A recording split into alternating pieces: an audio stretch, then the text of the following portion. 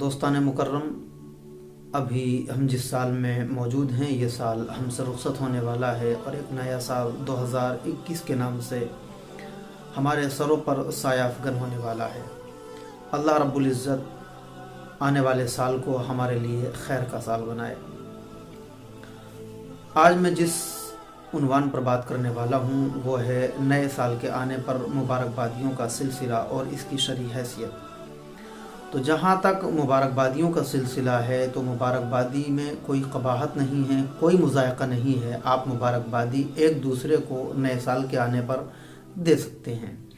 ہر community اور ہر معاشرے کا کلچر الگ ہے، اپنے اپنے کلچر کے اعتبار سے لوگ اس موقع پر اہتمام کیا کرتے ہیں، اور یہ بات بھی کہی جاتی ہے کہ نئے سال کی مبارکبادیوں کا جو سلسلہ ہے، جو ایک ماحول کریٹ ہوا ہے معاشرے میں، یہ مغربی تہذیب ہی سے ہماری کمیونٹی اور ہمارے معاشرے میں جنم پایا ہے۔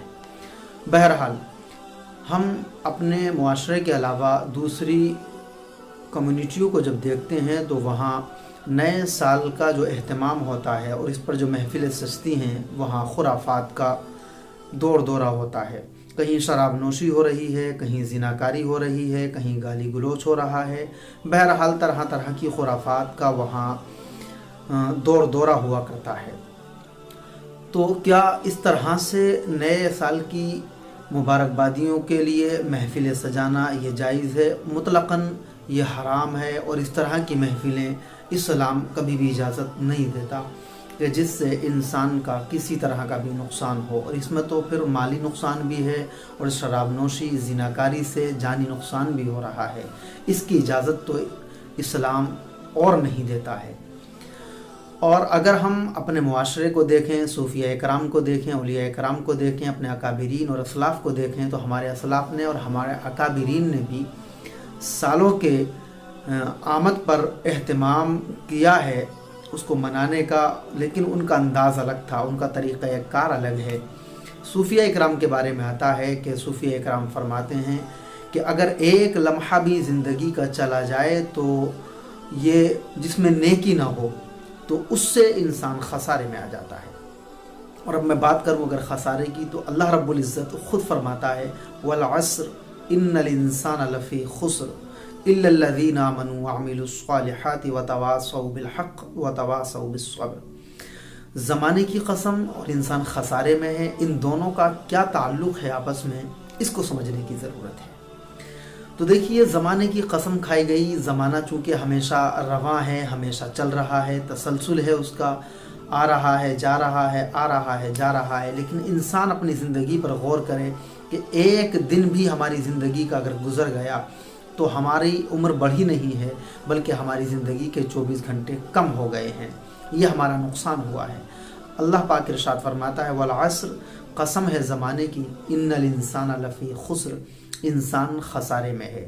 صوفیہ فرماتے ہیں کہ وہ انسان خسارے میں ہے کہ جس نے ایک لمحہ بھی بغیر کسی نیکی کے گزار دیا۔ اور اللہ پاک بھی ارشاد فرماتا ہے کہ جو ایمان لایا، جس نے ایمان کو قبول کیا، نیک عمل کیے، اچھے کاموں کی نصیحت اور وصیت کی، اور مشکل وقت میں، مصیبت کے وقت میں صبر کیا، وہ لوگ تو کامیاب ہیں، وہ خسارے میں نہیں ہیں۔ خسارے میں وہ لوگ ہیں جس کی زمانے کی قسم کھا کر جس کے بارے میں کہا جا رہا ہے کہ جس کا ایک لمحہ زندگی کا گزر گیا اور اس میں وہ نیکی نہ کر سکا۔ تو پیارے اسلامی بھائیوں، ہمیں نیا سال اس طرح سے منانا چاہیے۔ ہمیں دیکھنا چاہیے کہ ہمارے پڑوس میں کوئی بھوکا تو نہیں ہے، ہمارے پڑوس میں کوئی ننگا تو نہیں ہے۔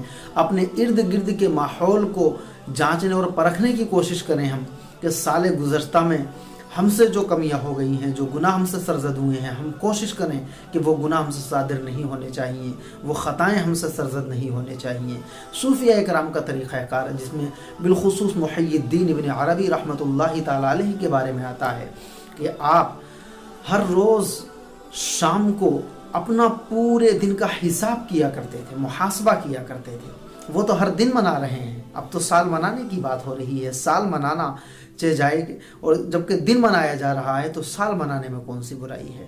तो लेकिन मनाने का तरीक़ा ये होना चाहिए कि हमें साल इस तरह मनाना चाहिए जैसे हमारे अकाबिरीन ने मनाया है, कि सुबह से शाम तक का पूरा मुहासबा कर रहे हैं वो अपना, कि मैंने सुबह से शाम तक कितनी नेकियां की हैं, कितने गुनाह किए हैं, मुझसे कितने लोगों की दिल शिकनी हुई है, कितने लोगों की दिल जोई हुई है, मैंने कितने भूखों को खाना खिलाया है, मैंने कितने नंगों को कपड़ा पहनाया है, मैंने कितने गरीबों की मदद की है। ये सारा वो हिसाब लगाया करते थे रात में, और फिर अगले दिन कोशिश किया करते थे कि जो गुनाह हमसे कल सरजद हुआ है हमसे वो गुनाह सरजद ना होने पाए। तो प्यारे इस्लामी भाइयों, आप भी नया साल मनाइए, इस तरह से मनाइए कि अपने समाज के अंदर देखिए कि किसको किस चीज़ की ज़रूरत है, वो ज़रूरत पूरी की जाए। आपसे अगर किसी की दिल शिकनी हुई है तो उससे माफ़ी मांगिए, और आस पड़ोस का इर्द गिर्द का अपने ख्याल रखिए कि कोई भूखा ना रहने पाए, कोई नंगा ना रहने पाए, और इंसान की आपके करीब रहने वालों की जो ज़रूरतें हैं और आपसे वो पूरी हो सकती हैं तो उनको पूरा करने की कोशिश करिए। इसलिए कि अल्लाह तबारक व तआला हमसे मैदान महशर में हर चीज़ के बारे में पूछेगा कि मैंने तुझे नेमतें दी थी, तूने मेरी नेमतों को कितना खर्च किया और कहाँ कहाँ खर्च किया। मैंने तुझे वक्त दिया था, वक्त तूने बुराई में और गुनाहों में कितना खर्च किया और तूने नेक कामों में कितना खर्च किया। अल्लाह पाक इरशाद फरमाता है, वल्लज़ीना जाहदू फ़ीना लनहदियन्नहुम सुबुलना, वो लोग जो हमारी राह में कोशिश करते हैं, हमारी राह में जिद्दोजहद करते हैं, हम उनके लिए अपनी राहें आसान कर दिया करते हैं, हम उनके लिए रास्ते खोल दिया करते हैं।